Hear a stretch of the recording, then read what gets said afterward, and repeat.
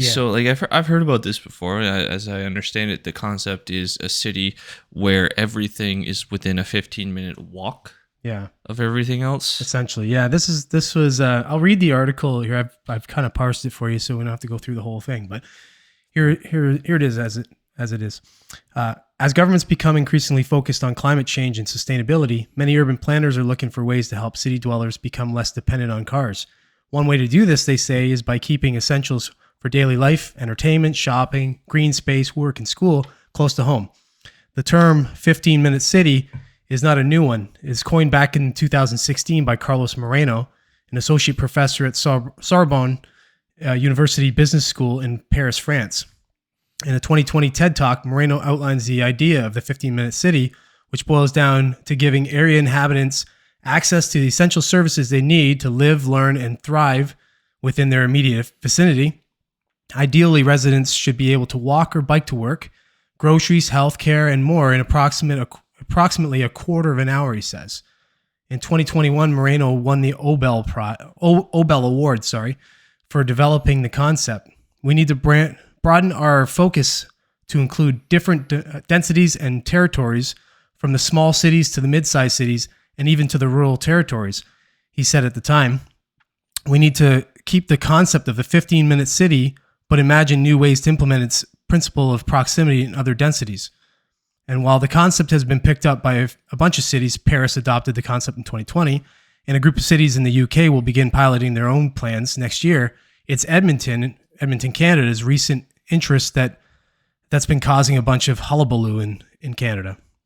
So the mayor of Edmonton, I won't bother with his name because I don't think anybody's going to even know or care, has been peddling the city's proposal to create its 15-minute districts by, in his words, widening sidewalks or multi-use trails that encourage walking or sustainable infrastructure in communities where they make sense. But as the idea picks up steam in Canada, it's also sparked controversy. Mildly concerned citizens argue that 15-minute cities will increase isolation, while more zealous dissenters have imagined scenarios where citizen movement is monitored through surveillance, or that people are fined for leaving their neighborhoods, which is oddly enough something they were doing in Oxford, right? Yep. So it's not something that people are just dreaming up. While these ideas... these people are crazy. Right, yeah, crazy. exactly. Why would they even think that? Why would anybody think that the government might try to do something like that? Exactly. No, they would never do that. They didn't do that. They try to make it illegal to go outside during the flu. Yeah, exactly. All right, I'll finish this up. While these ideas, which have thoroughly been debunked as conspiracy theories here, have gained traction overseas, Edmonton City Council is the latest subject of the backlash. Despite never saying that they plan to limit travel between neighborhoods and clarifying that they simply are interested in creating more walkable neighborhoods, it hasn't stopped people from protesting the idea and spreading misinformation. I love these articles that talk about that kind of thing. They want to mix that little bit in there, spreading misinformation. Okay, in December, Canadian psychologist Jordan Peterson retweeted a tweet containing false information about 15-minute cities. Again, retweeted. Listen to this tweet. Tell me if this is false information. The idea that neighborhoods should be walkable is lovely. The idea that idiot tyrannical bureaucrats can decide by fiat where you're allowed to drive is perhaps the worst imaginable perversion of that idea, and make no mistake, it's part of a well-documented plan, Peterson wrote. So that's probably the part that they're saying is conspiracy theory or whatever, or misinformation. A lot of the concern about 15-minute cities, notes Vice magazine, is the fact that the concept has been discussed and promoted by the World Economic Forum.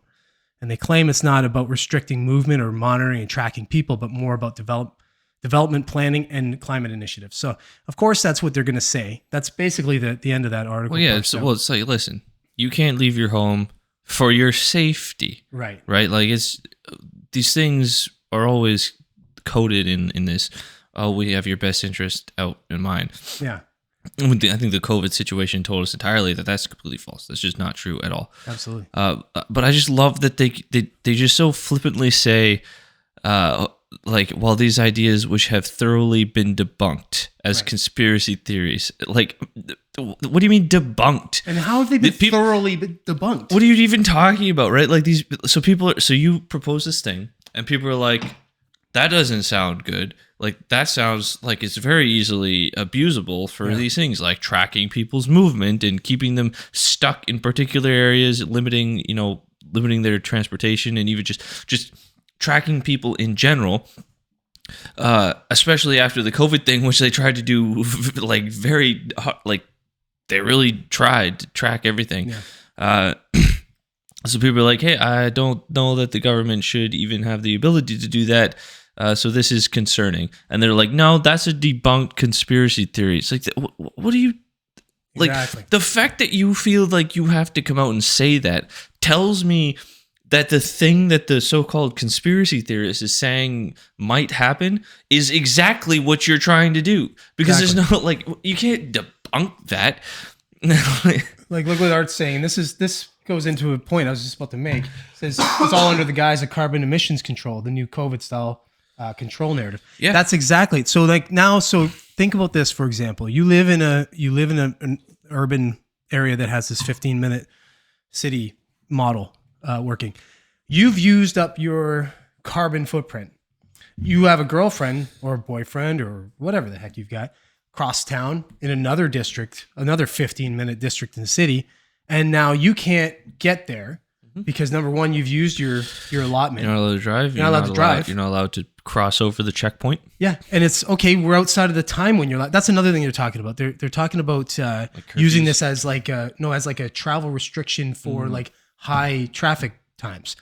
Okay, so I want to go see my girlfriend at 5:00 in the afternoon. Oh, I can't do that. Well, because that's inside of a high traffic.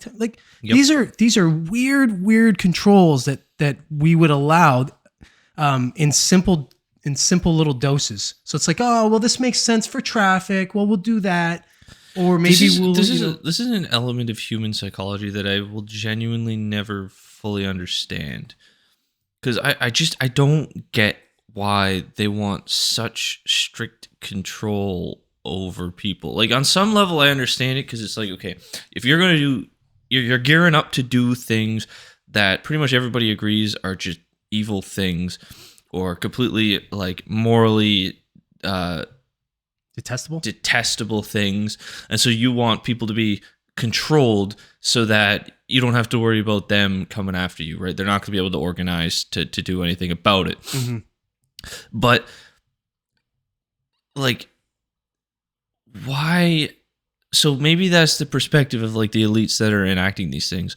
What about the people that are like eating it up and saying it's a good thing to have all of these things done to us, all of these restrictions to be put in place? Like, what is their perspective of it? Like, why? Like, prosperity stems from freedom. Yeah.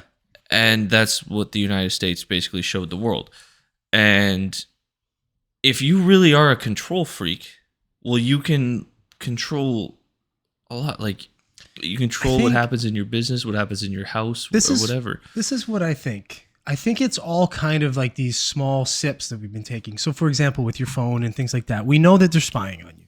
We know that they're gathering information. They use it for advertising purposes. I understand that. I don't care. Right? I kind of like it. To be honest, I'm like, okay, then good. You'll target advertisements to me. I'm not an idiot. I'm not so crazy with my money or spontaneous that I'll be like, oh, I'm just gonna buy everything that you tell me to buy. You know, I'm not that way. So I'm good with that information. But well-minded people will think, okay, so if we have surveillance in neighborhoods, we have all these kinds of, then we can use it to thwart crime. We can do all these different things, but they don't think about the nefarious angle where somebody who wants to maintain control and power will utilize that to that end. And like Art says over here, there's a movie with Justin Timberlake, something about time, where it's everyone has a certain amount of time. A certain amount of time, right? So it'd be very easy, like he's saying, that they could use like carbon credits to that effect. Mm-hmm. So now you only have a certain amount of carbon credits, and that becomes a whole other thing. Okay, Tyler, you're not going to use your carbon credits this month. Can I buy your carbon credits off of you so I can now travel to go see my girlfriend across town? It's a sick dystopian sort of idea. It's a setup for all of that. Right. it sounds like it has a nice ring to it. Like, oh yeah, you can walk and stuff. It's like I think I've heard this described. It's like Brave New World, 1984, and Animal Farm just mushed together. We're doing all of it. Yeah, like I hope. Unfortunately, because we're in Canada, I think we'll see a lot of this kind of thing because we're progressive on that idea, and our government seems to be wrapped in this idea of the World Economic Forum and all that peddling garbage. So I could see us being sort of one of the pioneer test monkey countries for those kinds of things. I'll tell you though, that would be something that would make me move somewhere else. Yeah, I wouldn't be putting up with that kind of thing. Quick.